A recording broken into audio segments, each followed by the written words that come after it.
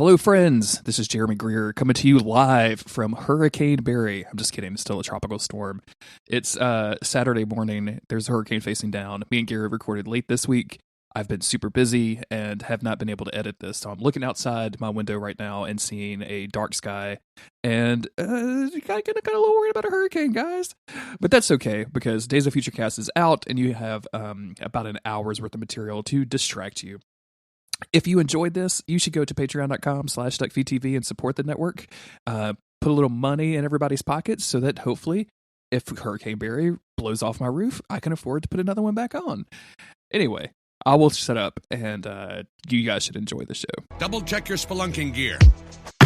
Spiked boots, rope, spiked boots, compass, spiked boots, rope, spiked boots, compass, slam, spiked boots, rope, spiked boots, compass, slam, handles and matches, spiked boots, rope, spiked boots, compass, slam, handles and matches, spiked boots. Oh, and I better not see any game toys. Game toys. Rope, game toys. Game toys. Rope, compass, slam. Rope, compass, slam, handles and matches. Rope, compass, slam, handles and matches.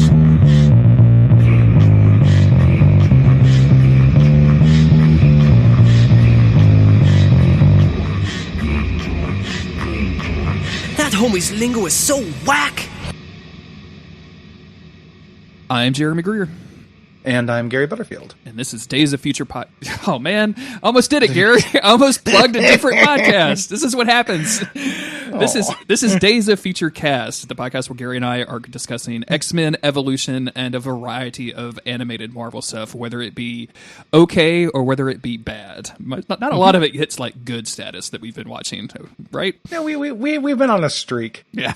Like I feel like we've been kind of on a little bit of a... Some people would call it a slope. It's interesting that you went to streak. Yeah, a little bit of a slump. We're like Mario Maker 2. We had slopes now. We can just go we straight do down. have, the podcast does have slopes. And, we keep saying, I think we were talking about these episodes on Slack, and we were like, oh, I really want this show to start getting good. Anytime now. I think we're both doing that same thing, and, brother, these ain't it. I don't think these are the ones that do it. Like, it's not, like, it's so weird, because I think that X-Men Evolution specifically, like, if we had done this right after the animated series, I think we would be, like, really, really disappointed. I think that would be really, really tough. The fact that we did this after doing the Avengers and Hulk is, like, the thing that makes this seem a little bit better than it is, at least in the first season, I think. Yeah, because it's very apparent that this, like, the X-Men animated series, the original 90s stuff, was so, like, young Jeremy's style. Like, I loved all of that stuff. And I was at the perfect age for a lot of that dumbass shit to hit. Whether it was, like, corporately mandated slang or whatever. I was right there. I was way into it. A lot of the stuff in this just feels like it's trying too hard in a way that the animated series didn't. Like, a lot of the slang and the quips and that kind of stuff just really it ends up annoying me more than anything. And then you don't have, like, the backup of good animation and fight scenes. Like, I think back to like the high watermark of the animated series was probably that fight with the Brotherhood of Evil. It wasn't the Brotherhood of Evil. It was who is Apocalypse's cats or whatever? What the fuck was that team name? So not the Nasty Boys. Yeah, the Nasty Boys. Yeah, the Horsemen. Yeah, those are Sinister's cats. Sinister's Nasty Boys. Yeah. That's what I was thinking of. The fight with the Nasty Boys in that, like, cave or whatever, where everybody's using their powers and people are flying across the screen, and it's just very dynamic. Like, we don't have any of that stuff here. There's some fight scenes in this next episode we're going to talk about. Like, there's a fight scene towards the end where I was like, did anything happen? Like, what the fuck is going on? Like, you guys are in a small room. You put 10 mutants into a small room and nothing happens. Like, what the fuck is wrong with you guys? People just pair off to, like, do their power against each other once and then do a quip. Yeah. And it's almost like the action scenes are shot like a stage play. It's just really weird. Like, and it's, it wasn't perfect in the X-Men animated series, but it was good. There's, like, that scene. There's the one in Banshee's castle with Juggernaut and Black Tom, and like people are going through walls and stuff. There's that scene where Rogue like goes through a wall and goes through 3 different fight scenes. Yep. And she's like bashing through different rooms and stuff. It's just super cool. Like way better action choreography. And then also like just one of the things about adaptation, I guess, is that like they're adapting this to make this a different kind of X-Men with the concept of them being in a high school. They didn't answer one fucking question that would come with that. And it makes it clang. Like the animated series just had to copy the comics. So the setup, the X-Men, their setup, their entire system was just kind of copied from the comics. They have this huge, rich world to build off of and pull details from. Here it is and I know I keep complaining about this and people are probably annoyed at it by now, but it is consistently a problem to understand something that should be the absolute basic bare minimum of your understanding for this show, which is like, what are mutants' place in the world? And we keep going back and forth, like, do people actually need to hide this? Because nobody's hiding it. Now we're back to people needing to hide it. And the like inconsistency of the universe, like that kind of feeling of just not having consistent rules, makes everything else kind of fall down. Yeah. It's just very frustrating when you don't know the stakes and you don't know, what the even like premise of the world is. Yeah, we're gonna get to it in a bit, but like the crux of the argument between Cyclops and Nightcrawler in this episode is that Nightcrawler's always acting a fool and acting like a joker, and he's in danger of exposing himself. And then goes on to say, like, we're not the only mutants at this school, and I'm like, well, like, which one is it? Like, are we all mutants and having a good time, or are we worried about same exposure? Goddamn conversation, Cyclops? Yeah, like, what do you like? Which one? You can't have it be both ways. And I don't know. And it also is a thing where like, this is a character turning point for Nightcrawler. Like this first episode we're talking about, Middleverse, is a Nightcrawler story basically, where he is his personality is the key of this.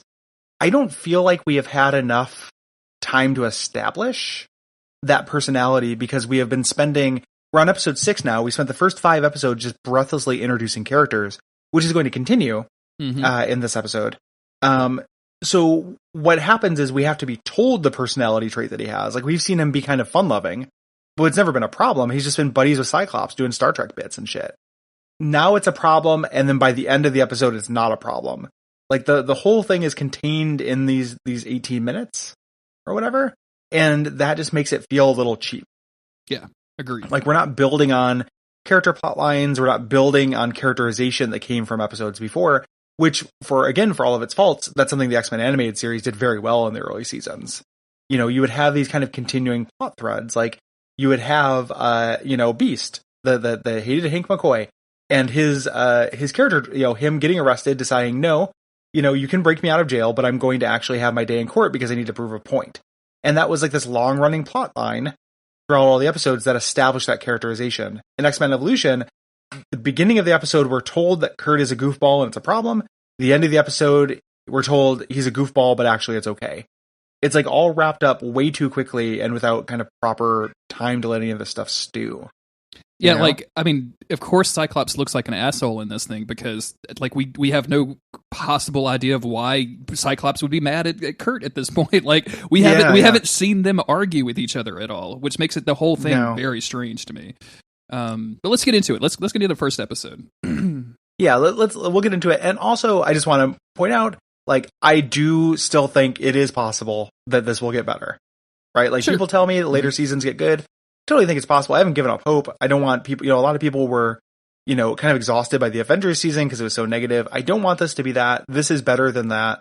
It is not unwatchable. It's like still kind of entertaining. It's just, I had really high expectations because so many people not only just like kind of told us that this was good in general, but also said it was good. Like, oh, the original animated series is dumb. Like, this is actually where it gets good. Yeah. And it's like, well, not so far at least. Maybe eventually. And we'll see. Like, I'm definitely trying to keep it as open of a mind as possible. It's still X-Men shit, and you and I are both on record for wanting to see X-Men do X-Men shit, regardless of the setting. So, this is something that everybody has told me it will get good eventually, and I'm here for 4 seasons of it, regardless. So, So just in. So the first episode, as we mentioned, episode 6 of the first season, Middleverse. Kurt becomes trapped in an alternate universe created by another young mutant known as Forge, who himself has been stuck there for more than 20 years. And directed by Stephen E. Gordon and written by Adam Beechan and Evelyn Gabai. So yeah, introduced to Forge in this episode with the weirdest Forge backstory that I've I don't remember. This is something completely from the comics, right? Not completely not from the comics. I mean, it's not this is not what happens to Forge. Also, Forge's weird mega arm is very funny. Yes, I love it. This has got to be the most impressive mutant show off that we see in this, because Kurt's like, I can teleport, and Forge is like, I've got a big metal arm, motherfucker. Yeah, exactly. I'm a mecha. Yeah. So we're starting off at recess, where everyone's sitting around having a talk. Talking about there's this guy named Duncan Matthews going to this party, and Cyclops does not want to go. Yes. Here. He's got to be the quarterback, right? That's Duncan Matthews, right? I haven't actually looked that up, but I'm sure it is, right? That makes sense. Mm-hmm. Yeah. They refer to milk as moo juice, which is something I remember from official Simpsons magazine. Bart Simpson referring to milk as moo juice. Really? Yeah. It's weird. I remember doing that as a kid. It was just really weird to see teenagers let me have some of that moo juice, man. No. Spike is very wholesome. He's very innocent little man. He's whole milksome. Yep. And he's drinking milk because he has all those extra bones. Mm-hmm. He needs that milk, man. I don't know if you've had this experience, Jeremy, as we're both men approaching our 40s. Mm-hmm. Where as I've gotten older, I've gotten more lactose intolerant. And just looking at all these kids, and they've got 8 milks that they've drank between the 4 of them, in one session. Just fucking everyone's getting absolutely twisted on milk. And at least, and 6 of them are in front of Spike. Yes. So did my dog just drink 6 cartons of milk? Absolutely, man. He's just guzzling it down. You are going to have the fucking bubble guts, my friend. You're not going to enjoy this. I'm lucky that I know a lot of people that are lactose intolerant. It has not come to hit me yet, and I'm just consuming all of the milk and cheese and dairy that I possibly can until it's taken away from me, because I just know there's going to be a day, and then I'm not going to be able to have a cheddar cheeseburger anymore, and I'm going to be very sad about it. Gather ye milk buds while you can. For me, it's a whole 6 cartons of milk maybe would be a lot. Like a piece of cheese, sure, I can survive that. Drinking a milkshake or 6 cartons of milk maybe will fuck me up. But Spike here is just really milk loading for the future. Well, he is a basketball player. He needs that milk for carbs or something. I don't know how sports work, Gary. We've established that. Basically carbs. Before you exercise, you want to drink a bunch of milk. Yeah, that's how the runners nice and do phlegmy. Yeah. You gotta want to get that runner's throat, is what they call that. Mm-hmm. So Cyclops is saying Kurt shouldn't go to the party because even though he has the image inducer, someone might rub up against his fur. At this point, and again, as we mentioned, is that a problem? I don't understand. And also, I just imagine yourself being at a party and some dude makes a joke Kurt would, and you go to slap him on his back, and all of a sudden you just feel like fur where there is just a t-shirt, and you're like, excuse me? What are you wearing? Yeah. Is this an Angora sweater? What the fuck is this? He should his image inducer should be a mascot costume. He's just a cosplay guy. He's Kurt cosplay. Yeah, he's a furry. Yeah. And then just the so Kurt Kitty is the new Sonic Fox. Pass it on.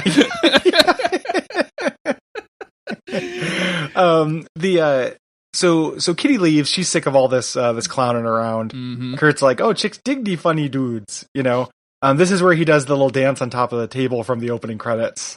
Yes, where he does the Roger Rabbit or whatever. And it's hard to watch. It really is. It's very bad and very badly animated. While he's doing this, his tail and his dick falls out at the same time, and Psyche has to choose which one to grab to get him off the table, which is a very hard decision. I'm telling you, I have a really hard time with his tail coming out while he has the image inducer on. Oh yeah? Why isn't that covered by the image inducer? Dude, so it was the idea. It's like an insurance company. You can pay for what you get. Sorry, man. You don't have windshield coverage. You got to pay for that out of pocket. The idea of him doing the image inducer to cover up his skin, but then he has to stuff his tail down his pants is just very weird to me. Mm-hmm. It's we have the technology to do this very powerful illusion. It can't cover tails though. I find that very strange. And eventually Psyche does grab the tail, pull him down, and they start arguing pretty heavily about this. And Cyclops is doing this whole thing of basically narrating all of this characterization that we haven't seen, that he's a jokester and he's always making fun of when things should be serious, and they eventually argue so much that Kurt gets mad and just teleports away to a like this abandoned room, and then we see Rogue on the outside of this room, like sitting up against a tree just reading Dracula like you do, like hit up Dead Blood Club, Rogue. We can get into that. But sorry to cut you off. Kurt Wagner. No. Let's please ask me questions about Kurt Cobain. I'm here. So is he okay? Like he's still all right? Oh yeah, in the Foo Fighters, totally fine. Okay. Yeah, all good. So Kurt Wagner can just kind of hit random on his teleport and go to a place he's never been.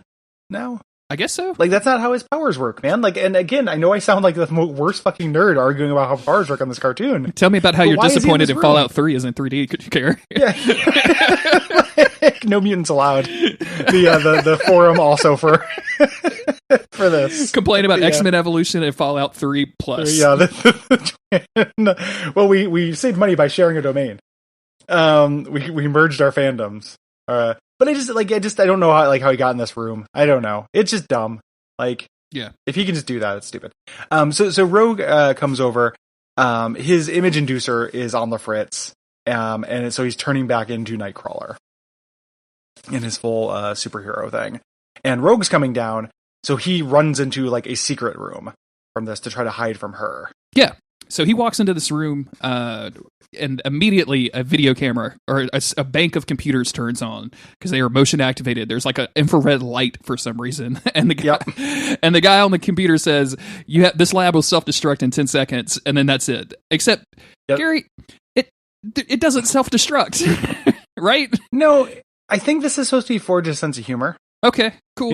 Yeah, that's just literally my guess because I have no other guess.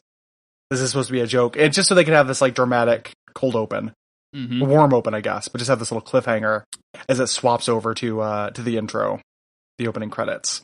Yeah. I guess this is his sense of humor, but like it's just, and eventually I guess it does explode, right? Like it throws him through the door and he knocks over Rogue, but it just seems like a weird thing to have. Number one, at a school, and number two, like that would still be lit up. Well, and so I guess like the idea here is that Forge did this to stop people from fucking around with his like experiment that did the thing in the first place. Mm-hmm.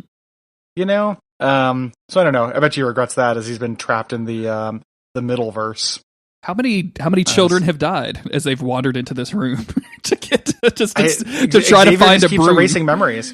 I feel like so when Xavier goes around erasing everyone's memories from all the kids that have died from his students, he probably just accidentally erases some memories from some just non-mutant related murders as well. Like, sure. In Bayside is probably Bayville is probably considered to be like the safest area in America because no one remembers any murders, and Xavier just kind of takes care of these murders as well, associated murders. Yeah. You think that somebody who hadn't had their mind erased would be like, there's a suspicious amount of children missing from this one area of New York. We probably should take a look at that. I would watch that Twin Peaks season where they go to Bayville and they have to deal with Xavier. This bullshit. Cooper just wandered off in the woods with Hawk and being like, I sent something here, and Xavier right behind him. No, you don't. No, you don't. No, you don't. Who killed Laura Dorn? Yeah. Oh, hey, I like it. Yeah. Kurt does explode. Rogue comes in, sees him there, picks up like a toy spaceship. Basically, is what it looks like. Mm-hmm. Kurt's like, "Hey, you shouldn't touch that," because again, this is before Rogue breaks good. That's going to happen actually next episode. But she's still considered on the bad side, so he wants to stop her. In the struggle, she zaps him with the device, which puts him in an orb, and he disappears. The orb shrinks down, and then now he is gone. And he shows up in what looks like the school, where he can kind of see people vaguely, almost like they're a ghost, but they can't see him. So we know he is trapped in some sort of middle universe. I don't know what you would call a thing like that. Some kind of middle-sized universe. But that's okay. I love he's wearing a backpack. Yeah, he's wearing a backpack the entire episode. On his uniform. Of course. Yeah, over his uniform specifically. When did he change into... I guess he's an image inducer, that's fine. Yeah. I have a lot of I have a lot of problems with uniforms in this episode, in these two episodes. Yeah. He's always wearing this under his clothes. Like, he's always ready for X action. Mm-hmm. It's like Beast with that like robot arm that came out and handed him something one time. Like his little drink arm that he's. Here you go, Hank. We go over to Toad, who is just, I mean, Gary, literally eating bugs off the ground. Why do they hate Toad so much? Why do they want to make him, why are you making me feel sympathy for Toad of everybody on this fucking show? It gives me a lot of questions about mutations. Because you would think, like, the ability to, like, jump and stuff, that's a mutation. The kind of weird kind of mutation, like where his tongue, like that's a mutation. Mm-hmm. But just like your mutation is you have all of these toad-like qualities, including that you love to eat insects, is very weird to me.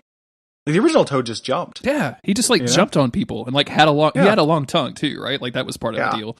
But I mean, well, not originally. Like that came later. That came after the movie, actually, after X-Men 1. Oh, weird. Okay. They retconned him to have the tongue. But the initially it would be like you have the powers, then you come up with the outfit and stuff. He's just all of his powers, including the ability to eat and desire to eat bugs, just kind of come from this mutation. It's pretty gross. Mystique is going to park on him, and instead yells at him to get out of there. And he's kind of bitter about being yelled at, so he walks off. Mm-hmm. Runs into Rogue, who is throwing away the spaceship device thing. I like that this is Rogue's solution to this problem. Like she saw, like she's not straight up a supervillain. Like she's kind of hanging out with the bad kids, but it's not like she's robbing the local 7-Eleven or anything with Avalanche. But like her solution to this child disappeared into this machine is to pick it up with a broomstick and put it in the trash can out back. Yeah, it's like disposing of a spider. Yeah. It's like the time it would be like if I, as a teenager, like got into a little fender bender in my shitty Honda or whatever I was driving, and then tried to throw away the Honda to hide it. It'd be like, nope, I don't know what happened. What Honda, Mom? I'm just gonna gaslight my mother into believing I never had a Honda. I think it's much more like, I don't think it'd be a fender bender. I think it'd be like if you ran over a kid and then tried to throw away, because as far as she knows, true. Kurt's just gone. Yeah, he's dead. So you just throw away the car. You just park it in a dumpster. No, I didn't run over no kid. I threw away a kid. I threw away a car. It's like that Arrested Development banana stand skit. Same. I don't know that this is how math works. I would have liked it if Rogue went and robbed a bunch of banks, because she would have sent a bunch of bankers into the high school Middleverse. And I like the idea of all these bankers, like, and security guards wandering around, like talking to Forge and Nightcrawler. And just Nightcrawler just yucking it up with them, right? Just doing stand up improv in the auditorium because nobody has anything to do. Yep, doing Morph Light. So. But he runs into Toad, who immediately like asks what happened, and then she's like, "Well, don't touch it," and then leaves. And he's like, "Well, of course I'm going to pick it up and start shooting stuff with it. Like I'm Toad. Like what the fuck do you expect to see happening?" Yep. So he zaps the trash can, which sends it into the Middleverse. We switch over to Jean and Psych, and they're talking about Kurt jerking around too much. Just like, if you were Nightcrawler, like, I would love to, if he was jerking off, to like right at the moment of release, teleport away and then never have to deal with it again.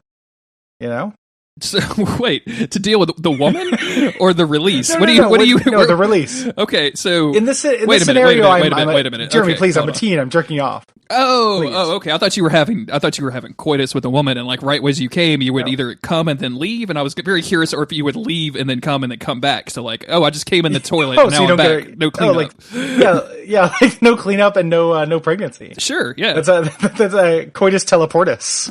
Where'd the condom go, Kurt? No, I took it off back there, I promise. Must have fell off when I was teleporting again. I have never thought about Nightcrawler's powers as they'd be fun for sex. And boy, they would be.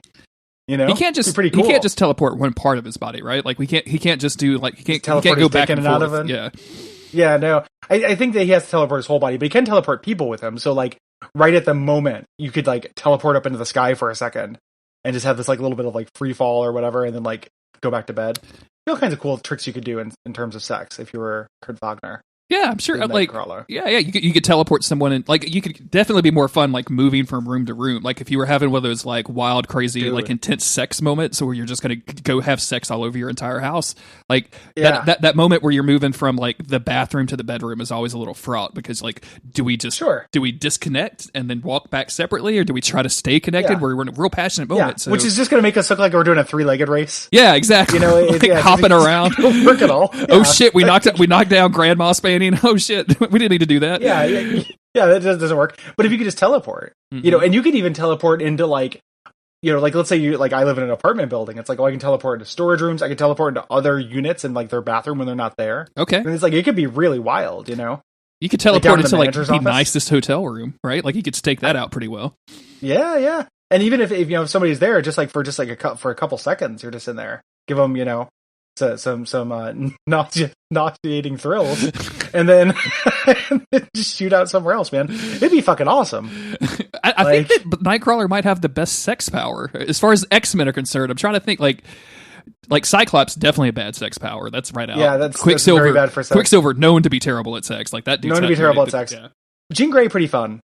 Similar kind of things, but like more like floating and flying and stuff. I guess if you were into like the more hardcore BDSM stuff, like Wolverine would probably fit in pretty well. Like he's got the claws, he's got the healing factor. Like he could probably play around with that. You'd mostly be like, he'd be like an absolute power bottom, because he could he could command you to do anything, to any kind of impact play or anything. He just heals from it. Yeah. So like if you were like a hardcore sadist, Wolverine is your dream bottom. Oh yeah, because you could do anything to that guy except talk about Jean. That's gonna throw him into a berserker race. He just starts yelling his safe word in like berserker breed. You either need to be Jean or never mention Jean. Like, morph.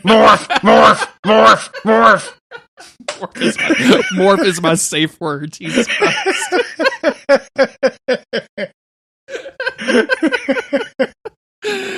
Oh man, you would have liked it, old buddy. I guess Gambit. I mean, like we don't really have to go into all of Gambit's sexual proclivities, but I'm trying to like his powers. I don't think would work very well during sex. No, well, they just blow up. Like things just blow up. And like there are comics where Gambit's full powers are unlocked and he can travel through time and shit. And like maybe that would be good, but his base level powers not so much. Just explosions. Beast would probably be pretty good in the sack. Like quite honestly.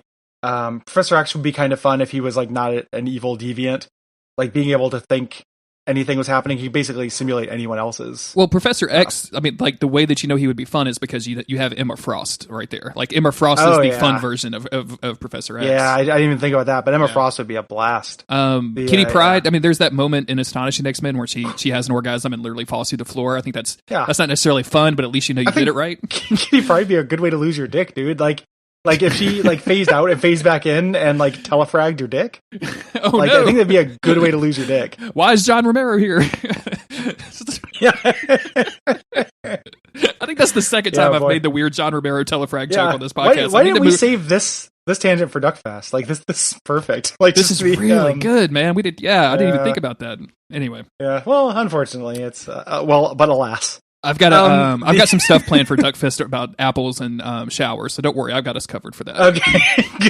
Good. No, you stole my bit. I stole it for myself. I've been trying to think of other things for that, and I've got I was just going to spoil this joke because I decided not to do it because it depends on too many people having heard that episode. But it was just to have a big piece of paper that has apple shower, and then that's crossed out. And then under it says banana shower, orange shower, and just a bunch of different fruits. Passion fruit shower. Yep. Yeah. None of them work. So anywho, the point is Kurt's been jerking around. And two students run by and they say they've seen a blue furry ghost. So Cyclops is like, I wonder if that's Kurt. We can't find him. Use your telepathy to tell him to shut up. Tell him to knock it off. So good. So good. Yeah. And unfortunately, she can't find him, though she does find Rogue, and Rogue seems guilty. So that's the little clue there. Right as that's all happening, Avalanche and Blob show up, and of course Cyclops is like, "Hey, where's Kurt?" And they're like, Avalanche is like, "Why would we tell you?" I love that response as a villain because like he doesn't know what the fuck's going on with Kurt. He's just immediately got to be antagonistic towards Cyclops. Cyclops could have been like, response. "Hey, where's the bathroom?" And he'd be like, "Fuck your bathroom! I'm not giving shit about your bathroom." He's a real shit too. Like the expression on his face is very funny during this. Absolutely, yeah, it's pretty good. There's also one single frame of this where he's got Avalanche up against a locker, and they show Avalanche's head in Cyclops, reflected in Cyclops' glasses, and his head slides down like he's fucking the Grudge, like he's a Jew on the Grudge. Like, it's really weird how Avalanche's head disconnects from his body. Weird. In this weird little frame. It's like super strange. That's because he's a full Avalanche. Like Toad is a full Toad. Like, that's part of his mutant power now. Exactly. Parts of his bodies can just fall off. So now we get like a little tiny fight here with them. I dig this because it's they're in high school, and all of the high school kids do what high school kids do, which is gather around them and start chanting "fight." Like, you had to have had this experience in high school, right? Like, well, I told this story before on shows, but I'll definitely tell it again because I think it's probably been a little bit more than a year or so, 2 years since I told this story. My best story about that is I was in high school, and two kids, and this actually happened. I'm not making this up. And the funny part is not the part that's mean about this, but two kids who were in like special class got into a fight in the hallway, right? All the kids started gathering around, and they were fighting, and all the kids were shouting, and they were saying the word retard. They were saying over and over, they were saying retard fight over and over, like as a chant. And a teacher, that's not the funny part. The funny part is a teacher came out and was like really desperate and kind of tearful and said, "Stop telling them to restart fight." Which, like, if they were chanting restart fight, that is the funniest shit I've ever heard in my life. Like, just restart fight. Do fight again. And the teacher didn't hear what they were saying, so stop telling them to restart fight. Did Windows 98 or Windows 95 just come out? Like, was the start button new at this time? Like, likely. It was when I was in high school, so it was around Windows 95 gotta times. Be, yeah. MechWarrior 2 just happened, so that was probably right around there. Yeah. Stop telling them to restart fight. That's really, really hilarious. Poor teachers have to put up with all of their shitbag children. Yeah, just amazing stuff. And just like, also, obviously fuck those kids, for turning into that thing. But just, if next time I see a fight, I'm just going to say like, restart fight. I missed the beginning. Restart fight. I want to see what started it. I missed the trailers. Fast forward past the pushing. Fast forward past the pushing. Get to the blood. I want to see teeth. This is a real fucked up Siri interface that we've created. I love I want to see teeth as something you could tell Siri. Jesus. So Mystique shows up before they can fight. And of course, Mystique takes the side of the bad kids, sends Psyche and Jean to the office. We go back over to Kurt, who is still trapped, and furniture starts showing up out of nowhere. We cut over to Toad, who is in Mystique's office, still kind of mad that Mystique told him not to eat bugs off the parking lot ground, and he's zapping all of her furniture. And what is actually a pretty decent prank. Like, I actually kind of dig Toad, like pranking the principal a little bit. Like, this feels pretty good to me. I think it's weird that he decided to dress up in his supervillain outfit for it, though. Yeah, but what is the logic behind anybody wearing any outfits with this? Like, why clothes? And his outfit is bizarre, man. Like that weird like dome thing that kind of becomes like up behind his head. Like, what is going on? Is he going to space? Is he about to go to space? What's happening? He does look like Space Attack Toad. Like, he looks like a specific kind of action figure. Yeah. Or like Undersea Adventure Toad. It's the one that came with the Asteroid M set, right? Yeah. That's exactly what it looks like. So when this happens, Kurt has to jump out of the way from like one of the things he's teleported getting in the way. He dives out of the way, which causes him to appear in the real world for a second. I don't really understand what that is, but this makes Jean and Psyche think Toad did something to Nightcrawler and go chase after him. Yes. Back in the Middleverse, Kurt finally meets Forge. We get Forge's whole kind of thing. He's got the gizmo as a transdimensional projector. He's been trapped here since 1978, which explains his weird fashion and his haircut. And he's like, maybe now that you're here and you can teleport, you can help get us out. And then he shows off his super arm. Yeah. I love the big super arm. I also love that after they introduce one another, they see two like real Dimension girls walking by to the locker room, and Kurt's like, "Hey, how far does this trans-dimensional like universe go?" And Ford's is like, "Right up to the edge of that door, my friend. It really sucks." And I'm like, "What were you guys gonna do? Like watch some chicks pee? Like what do you think happens in there? You fucking weirdos! Like I mean, come on, they're not touching each other's titties in there." Forge. He's been here since 1978 and he still hasn't figured it out. Like he's ageless, you know. He's essentially the equivalent of like a 48-year-old man. And he still thinks that girls go in the women's bathroom to eat each other out. Like, come on, Forge. Forge, please. What are you doing? My dude, you need to chill out. It's very funny. When I was that age, I definitely would have wanted, like, even if it was just girls peeing, I probably would have been like, I'll watch. You know, fuck it. I'm 15. I can't see that shit. Oh yeah, like there's always like I'm the invisible boy. Like this actually happened on Supernatural, where like a kid turned invisible and like they kept catching him in the fucking women's locker room, like watching chicks take showers and whatever. And I was like, number one, where is this happening? And, like that never happens. And number two, like, well, you fucking pervert. Yeah. Yes, the supernatural threats that the boys have to deal with the invisible pervert. Hearing you describe like 1 out of every 20 Supernatural episodes to me out of order, based on what, you know, how it applies to the X-Men has been pretty fun as my only window into Supernatural. It's that's probably the best way to experience the show other than podcasting about it. Like you have those two options. Yeah. That one's also with the suicidal teddy bear who gets brought to life by a bad wish and just wants to die because he realizes his whole purpose is to hang out with an 8-year-old girl. So it's super satisfying. Anyway. So Jean and Psyche, and I think the whole X-Men team at this point catch up with Toad. They've all changed into their outfits. Toad has jumped into a tree to avoid them. He's still got the gizmo. And then as he tries, I think Cyclops blasts him out of the tree. Spike nails him against the tree with his creepy bones. And then right as they're about to kind of, I guess, beat the shit out of him. Like I don't know. Summarily execute. What was the end game here, Cyclops? Call in Xavier to erase everyone's mind that we killed Toad Talonsky or whatever. Call in Ilan Payne, aka Charles Xavier. Fucking take this motherfucker's head. But Rogue shows up and is like, "Hey, you let him go, and I'll tell you what actually happened." Yep.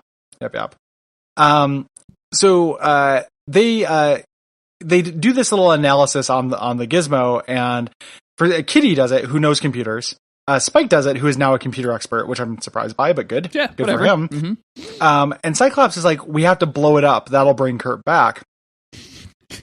He's the team leader, right? He's not. He's not the team punchline. He's the team leader, right? Yeah, he understands how machines work. You know, so maybe he thinks there's a little tiny Nightcrawler in there, and if they blow it up, like little Nightcrawler will come out. He's trapped. I don't know. He's trapped inside the gizmo. Absolutely. Yep. And Kitty wants to short it out. But Forge and Kurt can watch this. They have it rigged up to like be able to teleport to the real world, but only for a second. And Forge says to Kurt, like, "Hey, stop them from blowing it up." So Kurt zaps to the real world for just like 2 seconds and says, "Reset, don't." You know, like the little thing where like somebody can't come through on like a fast food speaker or something. You know, they're only getting every second word. And Spike is like, "Oh, Kurt's just joking with us." Good old fashioned Kurt.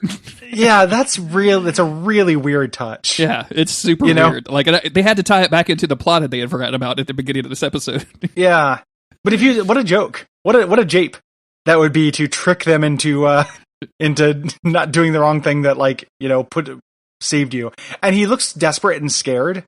Like when he shows up, he does not look like he's joking at all. It's just really weird. Let's be honest though. If the transdimensional, if the Middleverse extended to that ladies' locker room, he'd be saying he'd be saying blow it up. I'll stay here. Yeah, blow it up. I'll hang out here because to me, as like a 12-year-old boy or whatever, this is the height. Yes, this is as good as it gets. You know, and little does he know he's gonna be teleporting into hotels having sex later. You know, like he's gonna be doing all that freaky shit we talked about. So. You know, I mean, he does so much to look forward to, Kurt. He's going to if he can get over his missionary phase, because I mean, he is deeply religious. So yeah. He's gonna have a lot of bad sex. Like he's got a lot of bad sex before he unlocks things. You know, who do you think? Just like I think that like that's actually a good secret answer for like worst lay on the X-Men, because the obvious answer is Cyclops because he's so straight laced. You know, but I could also see him just having like kind of a brutal, mindless efficiency to sex that could be appealing. Mm-hmm. You know. Also, a deeply somehow, like, kinky efficiency? side, right? Like he could also just be hiding like a real weird, like Yes. my dude has a like a crazy ass foot fetish. Like he's just got the weirdest fucking foot fetish, right? He seems really straight laced, but it's all foot jobs all the time. And like Gene is making big telekinetic feet. You know, like there's all kinds of crazy shit happening. You're right. It's a foot fetish when he's only into giant feet. Like it has to be just. It's not small dainty toes like that dude from the Venture Brothers. No. I'm into humongous feet. Yeah, it's like he's like trying to join the Young Avengers so he can hang out with Stature. Yeah, like all this shit. Like he's you know. But so he just seems straight laced, and then like, but Kurt, you know, being religious. Having that kind of lifetime of insecurity that came from his appearance and stuff, I could see him being a really terrible lay. You know? Oh yeah, definitely. Like, did you see Shape of the Water or Shape of Water, whatever it's called? Yeah. Do you remember the I forget that dude's name all the time, but the actor who plays like the government agent or whatever that's real shitty to the monster or the little swimmy dude in that. Yeah. There's the little swimmy dude. Yeah. The little swimmy dude, yeah. But he has like weird awkward sex, like missionary sex with his wife. Do you remember? It'd be like that, right? Where he's got like all the lights off, he's not looking at the woman, like he's got a blanket on top of her breast so he can't see anything. Exactly like it's like all that. Yeah. It's duty. Doing his duty. Yeah, he's implanting the child, and that's all he's doing. Yeah. So deploy baby. Cyclops figures this out at the last minute. He's like, "Wait, no. Yeah. Why would he say it this way? Why would he say he would have said don't reset as opposed to reset don't?" And figures this out. Instead of blowing it up, they reset it, which causes them to come back in. Kurt says, "You the man," and that's when Forge and Kurt show up in this like bubble thing. But they can't use the last machine because it has run out of juice. Like he has to have one more batteries. Yeah, man. He literally looks at 2 AA's. Like he has 2 fucking AA's that he's running the super science with. It's fucking hilarious. I mean, look, it's 1978, dog, right? Like the Energizer wasn't a thing. So and then we switch to this really shitty fight where everyone just fights one person. It's every little fight has the same thing where the supervillain does a move. The hero counters it and says a quip. And it just happens 3 times, and that's the end of the fight. The best part about this fight is that the bad mutants come in, they square up against the good mutants, and then Rogue looks at both sides and is like, later. I got fucking Dracula to read outside. I'm not into this. You guys seem like you have it, so I'll see you in 2 episodes. Yeah. Kurt figures out, though, I don't know if we directly mentioned this, but at some point Toad zapped Mystique's car into the Middleverse. So he goes over there and they that's a power source. Like that the car has a battery. So then we get all this extended fight scenes, all this bullshit, and Forge rigs up this car as a trans-dimensional hot rod so he could drive through the portal. Which is fine, I guess. Like that's a very comic book thing to do, but it's not animated particularly well. I don't think it kind of looks dumb, so it's just kind of weird. And I don't know how to feel about any of that. It's very silly, you know. And then they all walk out. They're fine. Rogue kind of stands behind a tree, watches the X-Men leave. It's like, boy, those guys seem cooler than like the weird, smelly, bug-eating assholes that I usually hang out with. And Forge leaves to go find his parents, who he's presumably older than now. You know, which I think he makes a joke about. Like he actually like acknowledges that. He's like, yeah, we probably have a conversation to have with them. Yeah. Yep. Psych gives him the X-Men's number, you know, so he can join up later, perhaps. And Kurt and Psych kind of hash it out. Yeah. You know, Cyclops apologizes. You know, listen, I need to lighten up. This feels like it goes on for about 27 minutes, in my opinion. Yeah. It's a really long day. Like they're both doing their thing of like apologizing and then like saying that the other one was right, and like it takes forever to get through. And eventually they just like at the end of it, the big joke that send off is Cyclops saying, "Well, you know what? I'm glad you think that I'm fun because now it's time for more training." And then he says, "Psych." Because it's like, I don't know, because that's funny, I guess. So, not, you know, and then they go to the party. Cool. All right. Yeah. Cool character development you got there. You know, it's fine. Yeah. It's goofy. Like there's stuff about this that I thought was kind of fun. But there's a lot of stuff that's horseshit. I'm watching it in the background because we were meant to record and we didn't, so I had to refresh my memory. Everyone bust a fucking gut when he says psych. Like the entire car blows up like it's the funniest thing anyone has ever said in their life. It's like the first time you saw Ace Ventura, Pet Detective, right? Like it's like, holy shit, that dude's talked out of his butthole. That's what Cyclops just did right there. Yeah. Yep. He's changed comedy forever in the world of the X-Men. Cool. You want to get us into the next episode? So that brings us into episode 2 that we're covering, episode 7 of season 1. Turn Off the Rogue. Episode Spider-Man, 73. Turn Off the Rogue. Days of Future Cast. Spider-Man, Turn Off the Rogue. Where Scott Summers / Cyclops and Jean Grey prepare for the Geology Club excursion, but Mystique has different plans in mind. Pretty vague. Directed by Boyd Kirkland and written by Rick Unger and Greg Johnson. Yeah, so this is yet another like rogue-focused episode that kind of doesn't make any sense for anybody involved, and I kind of like. There's some scenes in here where I'm like, "What is happening? Why are you?" Like the big reveal is here that like Mystique is running the school, but it's kind of handled in such a shitty fashion that I don't know like what. Like there's no build up to this, right? Like it's not like the kids were. Why is the principal so mean to us? Why does she always take the bad kid side and not our side? Like there's so many, like I kind of felt like this was going to be, I didn't want it to go to the end of the season. Like I'll be honest with you, I didn't want it to go on that long, but like I expected there to be more to this kind of reveal than actually happened. Like it literally ends with them calling out Professor Xavier for being a lying, duplicitous shit, which is something I'm always there for, except we have not seen Professor Xavier be very much of a lying, duplicitous shit. I love, we're going to get there, but I love his response to that, which is to say, okay. Yeah, you're right. I do apologize, and I won't do it again, I promise. Unless I need to. Yes. I won't do it again unless I really want to. And then it continues on. So, this is a silly episode. I was happy just to see that the plot was moving. Sure, yeah. Like, quite frankly, like, I was just like, okay, Magneto shows up and does a thing and says a thing, actually, and now the students know who Mystique is, like, thank God. Magneto does a thing by pretending to be a window, which I am very excited to talk about. He does pretend to be he is a window mimic. But, like, it is just the fact that the plot might be moving forward, made me, but as an episode, it's horseshit, and it's not well built up. And not only does it not make sense in that respect, like, none of this stuff makes sense, like, what they're doing. Sure. Like, it's a geology field trip, but they're, like, going to fucking Arctic Canada for some reason. I don't actually understand. So it's starting with this guarded facility that's being patrolled by cops, and the X-Men are showing up and gassing the cops. Hell yeah. Fuck the police. Fuck the police. Spray them with gas. FTP, y'all. And eventually we find out this is a mission to rescue Storm, who is like trapped underneath all of these like guarded lasers things. Kurt teleports him and Cyclops into the top of this room where Jean uses her telekinetic powers to hold them up, and they complains incessantly about their weight the entire time. It's pretty weird. It's pretty standard. I feel like this is pretty like hack sitcom jokes at this point. But I do like to see them combining their powers. Like all of that stuff is very cool. Like anytime the X-Men are cooperating with their power usage, I'm kind of here for it. So, yep. Jean gets caught, which makes them fall down and break the lasers. Nothing seems to happen. And presumably Cyclops. Yeah, exactly. Break the lasers and break the laser boy. And then it turns out that the person who they were rescuing was not Storm.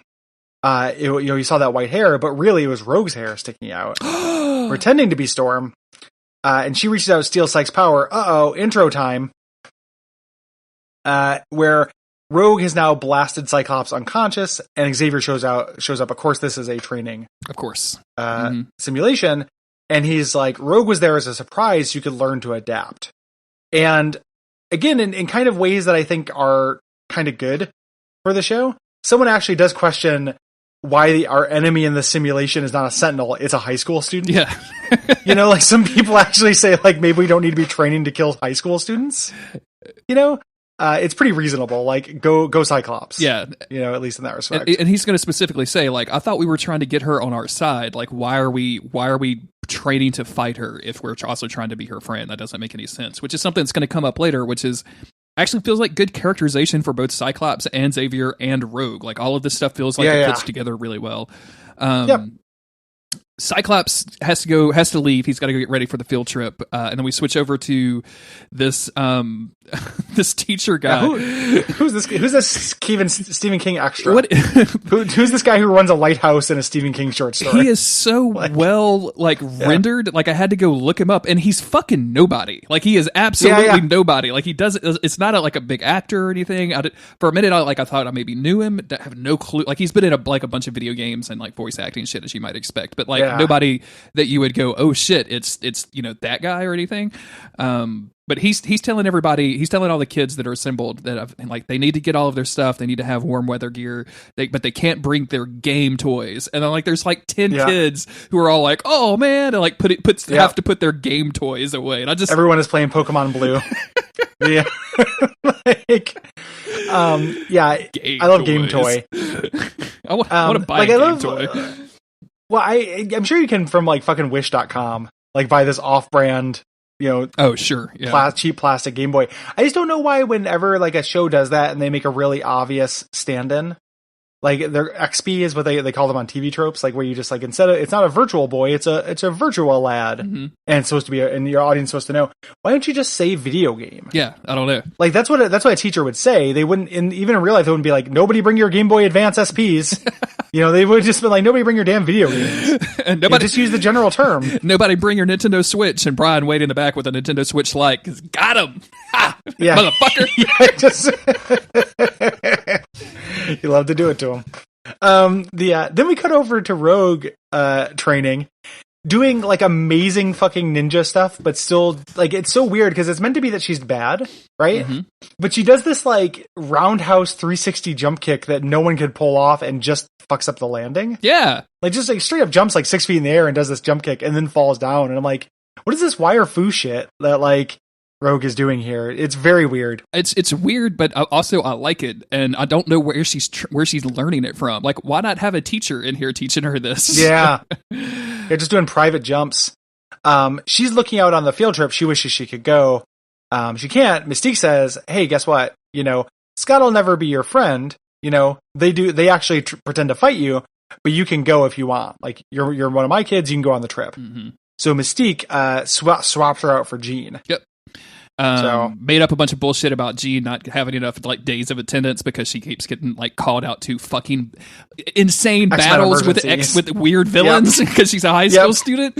And of course she gets replaced by Rogue. We go back to the mansion where we start seeing it be very windy outside, and I was like, oh, Storm's pissed. I got to find out what's happening with Storm. But no, it's actually... Go ahead. Jeremy, has Storm had said more than 3 words in this entire series, though? I mean, yes, but only in that one episode with Spike, right? With her nephew, I guess. That's true, yeah. That was it. That's it. Storm has barely been a character. It'd be very weird if they decided to, I thought it was going to be her, too. And I was like, oh, cool, they're going to do some Storm characterization. But it's so weird how little Storm is in this. I'm hoping we get more from her, and she's not just the modern, X-Men movie quadrology, right? Yeah, where she's just they don't even name the motherfucker. It's just ridiculous. But instead, it starts, the wind starts blowing. Xavier looks up from his studies, and then the windows blow open, and then they just wave back and forth while Magneto talks through them in the most hilarious use of Magneto's powers I've ever seen in my entire fucking life. I'm picturing this happening at my house, and I don't have those super fancy blow in windows. Mine just go up and down because I'm a normal fucking middle class dude. And imagine that same thing happening where he's just lifting it up and down and slamming it. I'm like, my dude, the window's $200. You're gonna break it. Stop. Yeah, Magneto is trying to cause a minor amount of property damage. He's doing a lot of window games here, which include pushing Xavier away, and then Xavier rolls up to the open window, and Magneto slams them in his face so they break. In a real kind of Magneto style, gotcha. You burn. Magneto's he's really pranking Xavier here left and right. It's pretty silly. And he says to Xavier, he's like, your students are doing well in your training, but you haven't told them the truth yet. And I guess, as we find at the end of the episode, the truth is Magneto is training Mystique to also recruit students. Why would Magneto taunt Xavier about telling them that? Yeah. Why does he want them to know that? I don't really understand Magneto's motivation in this series. I mean, so far it's just to fuck with Xavier. That's the, and to recruit more young mutants. That seems to be the two things that we know about Magneto so far. I also don't really get this as a plot thing because why would he want Xavier to know his super secret villain plan? Yeah. Like, is it just like, are they literally playing chess with these people? Like, are they meeting somewhere to talk about it? Like, oh, I got Rogue. Oh, fuck, I wanted Rogue. Like, that kind of thing. I don't. Like, I want the Rogue rookie card. Yeah. It's really weird. Well, and just kind of, not to sound like a broken record, but contrast this Magneto with the animated series. Magneto, who has a really, really easy to understand motivation that's compelling, right? Like, Magneto is a freedom fighter. Here, he's nothing. He's a weird window ghost, who taunts Xavier. Like, it's a big downgrade. Big downgrade for one of my favorite characters. It's extremely weird. I mean, like, so far, the only thing I like about Magneto is his voice, because his voice is fucking awesome. And I mean, that's not anything to do with his characterization. That's just they happen to hire a dude with a great deep voice that sounds dope. So, yeah. Agreed. From here, we go back to the school bus, where this guy is fucking driving through a mountain, a snowy mountain with 20 kids in the back of the school bus. And I'm like, guys, what? Yeah. Why does this ever happen? It starts snowing and he's like, oh, well, we may have to cancel the trip. And then immediately loses control of the bus. Like instantly. Yep. And Cyclops kind of carves this little ice hill that stops them from falling off the cliff, saving everyone. As they're like literally just like, and they're dragging snowmobiles here, and they're like literally just like almost careening off the edge. Like, it's pretty scary shit. Very unsafe. And the teacher's like, hey, we should go home. Like a teacher. But Rogue says, what if we take the snowmobiles to that cave and wait out the weather there? And the teacher says, okay. Which is extremely weird to me, because we don't know when this weather's going to stop. Yes. We don't know, that seems like an irresponsible thing to do with these kids. Also, they brought 4 snowmobiles and they have like 1,000 kids. So I don't really get it. Okay, so and Rogue is there to try to kind of get intelligence on Cyclops. Like, she challenges Cyclops to a race to the hill, or to the cave rather. We're going to learn a little bit later that Mystique is in the mix. Like, she has snuck up on this. Rogue, during this race, like, Rogue actively tries to murder Cyclops and the child on the back that's riding with Cyclops. Also, in a kind of a funny moment, like, Rogue has like a cheerleader on her snowmobile who is freaking the fuck out the entire time. And is wearing a skirt with no pants. We should just note that, in the middle of this blizzard as well. Everyone else is dressed in winter clothes except for the cheerleader. You told me this was going to be a hot spring, Teach. She's wearing. She is wearing. So I think it's an animation error, because she's wearing a trench coat. The first time it looked like it was just her bare legs. Now it looks like she's wearing pants. Sure. So possibly an animation error. But yeah, Rogue was acting so aggro during this and like actively trying to kill Cyclops so much that I thought this was Mystique. Like, I really did, and I don't think that it is. And then like at some point they all catch up at the end. Like, they go through a lengthy race sequence. Like, I'm sure you're looking at that right now. Yeah, it's 1,000 years long. Yeah, and as they get there, like, Rogue is all flirty with them at the end, and I'm like, what the fuck is going on? Like, who is this character? Like, so much so that I really thought it was Mystique, but it's not. Like, we're going to learn very quickly that was not Mystique. Yeah, it's pretty weird, and it is uncharacteristically aggressive as well for Rogue, trying to kill Cyclops and a guy. And a rando, who I think is Duncan from Matthews from the party. That makes sense. Yeah. Well, we assure you, listeners, by the end of this podcast, we will know who Duncan is. We're going to bring me pictures of Duncan. Need pictures of Duncan, man. Back at the mansion, Wolverine tells Xavier, hey, you got to tell the kids about the truth about the principal. And, so I guess Wolverine and Magneto are in league. And then Storm and Jean show up and say, like, listen, there's this big blizzard. So we're going to have to go to an X-Men emergency rescue. We go back to the cave. The teacher is telling them about all these rocks. Like, hey, we are on a geology thing. Let's make lemonade. Here are rocks.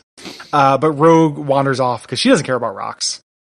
She cares about this hot spring, and Cyclops follows her. And they have this whole thing, like, their whole dynamic in this is a little bit strange. Mm-hmm. Like, her flirting with him and everything, like, it has a little bit of like a cadence. I was like, oh, in this version of it, are they going to hook up? Yeah. Are they going to fuck with that? Like, I just assume, it takes Scott and Jean for granted so much.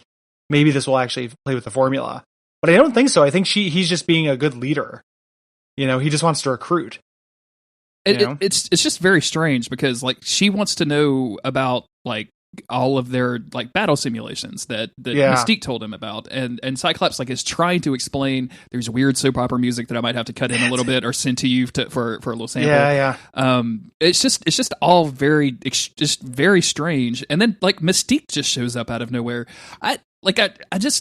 Mystique shows up as the principal and then transforms into Mystique, like skull, a cunning stratagem at all.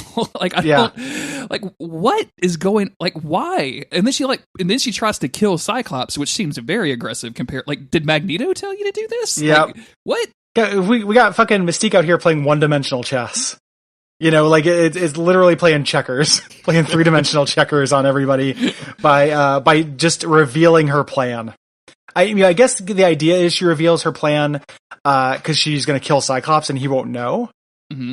You know, but it's still just also real weird that she doesn't think any questions will come of just summarily executing Scott Summers. You know, they don't have the mind control person on their side to erase all these child murders. You know, and she does it. Like this episode is like by volume 90% people trying to push Cyclops into a pit. Which normally I would kind of be here for. Like, I mean, I'm just gonna like be honest. Supercut. Yeah, Cyclops' greatest hits. Like,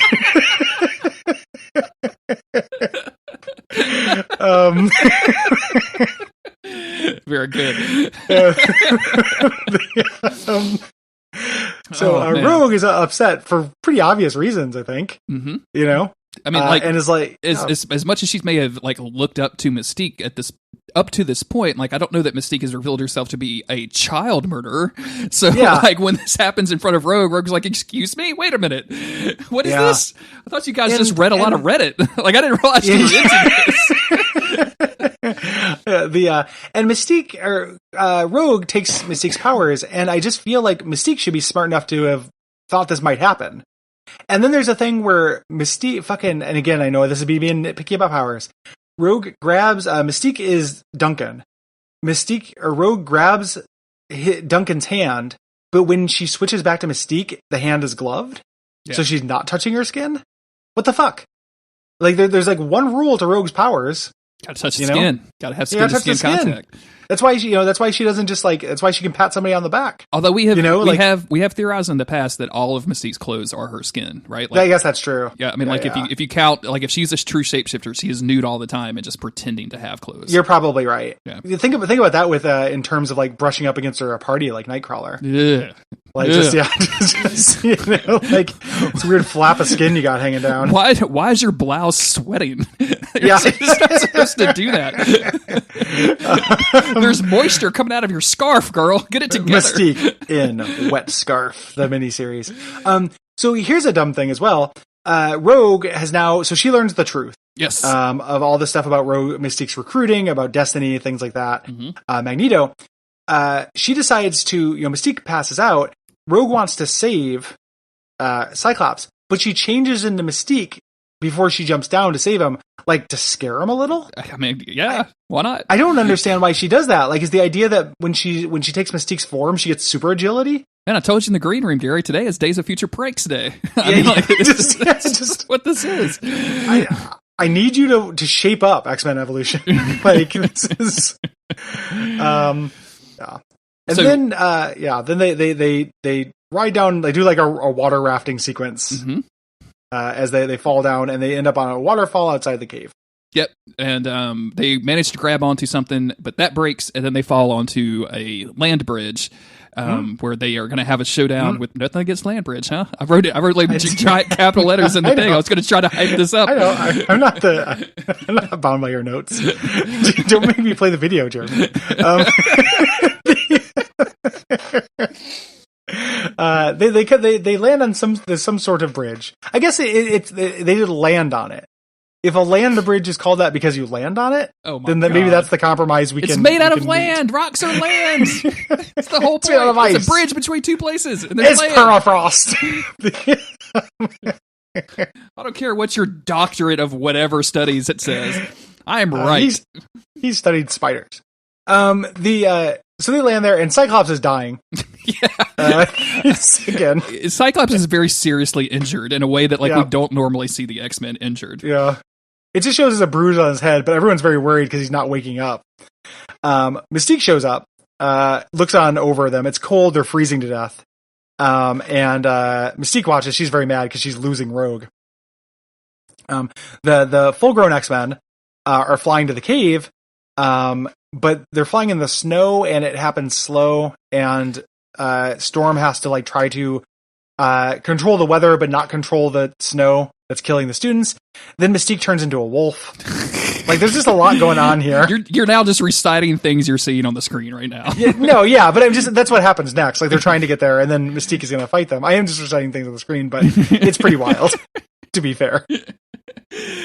Mystique turns into a wolf, Gary. Can we camp out on that for a little bit? Like, yeah, I didn't know she could do that. Her reaction to there's a child injured and my like somewhat weird daughter like is now angry with me. I'm going to eat them. Is the response. Yeah, and not just eat them. I'm not just going to like turn into a person and like hit them with a bar and knock them out or whatever. I'm going to turn to a wolf so I can bite them, taste their blood. You know, which I would still be, Mystique at that point. Presumably when Mystique turns into a wolf and bites a human, she's just eating a person. You know? That's real weird. Are you saying that the person that she bites becomes a were-Mystique? Is that what you were going for? No, I was saying Mystique has eaten a lot of human flesh. But like, I mean, that goes on a question. Like, where do you think she got the skulls for the belt? Like little, very like babies. Yeah. If I were Mystique, I would definitely turn to a wolf and try to eat people, I think. Because like when you're a wolf, it doesn't count. Like it's what wolves do. The secret truth about shapeshifters, assuming that it's not like bloody, like shed your skin kind of like shapeshifter, it's just magic Mystique shapeshifting, is that you would do anything. Like it's the best power in the world. Like it's the coolest shit you could ever do, especially if you could change into animals. It's crazy. Yeah. Yep. I would, like, can you imagine being a hummingbird and just fucking drinking sugar all the time? God, and fucking constantly. The hummingbirds love to fuck, man. Imagine that. Yeah. It'd be like, I'd spend definitely some hummingbird weeks. Hey, boss, can I take the day off? I need a hummingbird day. And he's like, I don't know what that means. Don't worry about it. What's in my benefits? Like, I get one of these a month. So the plane lands, like Wolverine and the X-Men arrive. Rogue takes Cyclops' powers at the last minute, blast the Wolf-Teak, I guess is what or the Miss Wolf. She's about to fall off this land bridge, and she changes to an eagle, and then Wolverine comes and is like, "Get out of here, eagle!" And she's like, "Okay, squawk!" and leaves. So it sounds like you're being flipped, but that's basically what happens. Like he steps off and is like, "Get the fuck out of here!" And she's like, "Okay," except she goes squawk, and then she flies away. That's it. That's all she does. I mean, they all know it's Mystique. It's still very weird, though, that he's just like, leave, and she's like, you got it. You're the boss. Hey, Storm, can I get a strike of lightning? Hey, Xavier, can you mind control her into the fucking, prison cell that we have on the Blackbird? Like, just literally anything, please. There's also another little detail here where the X-Men can't find Cyclops. So as a beacon, Mystique, or Rogue takes off Cyclops' glasses, so he'll just fire straight up. Oh, yeah. And that's the beacon, good. Which I love that. It was very funny looking. So Wolverine shoos Mystique away. The kids are rescued, and Wolverine's like, "What is your, whose side are you on?" And Rogue is like, I really have a choice, and Wolverine's like, "Of course you have a choice." He's like, "We're not going to take anybody by force." You saw that we were not the kind of people that Mystique portrayed us to be. I do like her question of asking that, though, of being like, if I say no, will you kick me off the plane? And Wolverine's basically. No, we're not going to do that. But Xavier over there is going to make you forget this. Like, that's going to be happening. And then there's this weird slow zoom on Xavier's face, and he's like, "Yep, got to fuck with your mind even more, Rogue." I'm going to do what needs to be done in either case.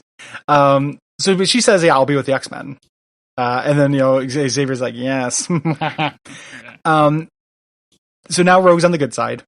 They go back to the mansion, and all the kids are calling out Xavier in this very weirdly democratic for the X-Men kind of situation. Like, we both saw Dark Phoenix. We haven't podcasted about it yet, but like there's a big call out Xavier moment in that. It's very rare, and it seems to happen when like something very bad happens. Here, it's just like the students actually just being like, "Hey, this sucks, man." I'm kind of surprised. Like, and a little bit, again, I like that it moves forward, even though Xavier literally just goes, "You're right. I apologize." Yeah, it's a weird scene because like everybody's mad because Xavier hid the fact that Mystique was their principal, and basically are saying like, "Hey, what you sent us out there, but you didn't tell us everything, and you could have gotten us hurt, and you should tell us everything." And then they ask Rogue, who has been there for like 45 seconds and is still freezing cold from all of the hypothermia she still has. And she basically says, like, honesty is extremely important. That's the thing that I've learned today. And Xavier's like, it is. And I could tell you, I assumed you weren't ready for some things, and I could tell that you're ready for some of them. And I'll try to get better at telling which thing I need to tell you at which time later in the future. I gotta go. See ya. He basically says he's going to keep doing the same thing of like deciding what he's going to tell them. Like, it's fucking insane. Like, he apologizes, but does not demonstrate that he knows why what he did was wrong, or that he'll never do it again. Yeah, I'm sorry I cheated on you. I promise not to do it again unless the opportunity presents itself. Like, won't do it unless I really want to. I won't do it unless she's blonde. I promise. Yeah, exactly. I eat at Jimmy John's from time to time, and Jimmy John's has all their like annoying signage all over their wall. Right, it's one of those places. And one of the signs they have up there, just because it's random bullshit, is like, a proper apology contains 3 parts, and it's like the basics of an apology, right? Like, it's I'm sorry I hurt you. I know what I did was wrong. I won't do it again. And Xavier fails that test. So if Jimmy John's is better at this than Xavier, man, that's fucked up. Basically my point. I don't have a clear memory of doing this, but Jimmy John's is Autumn's spot of choice when we are out and about in New Orleans, and it's like 2 or 3 in the morning, and she's like, "Hey, let's grab the sandwich and then let's eat it and let's pass the fuck out."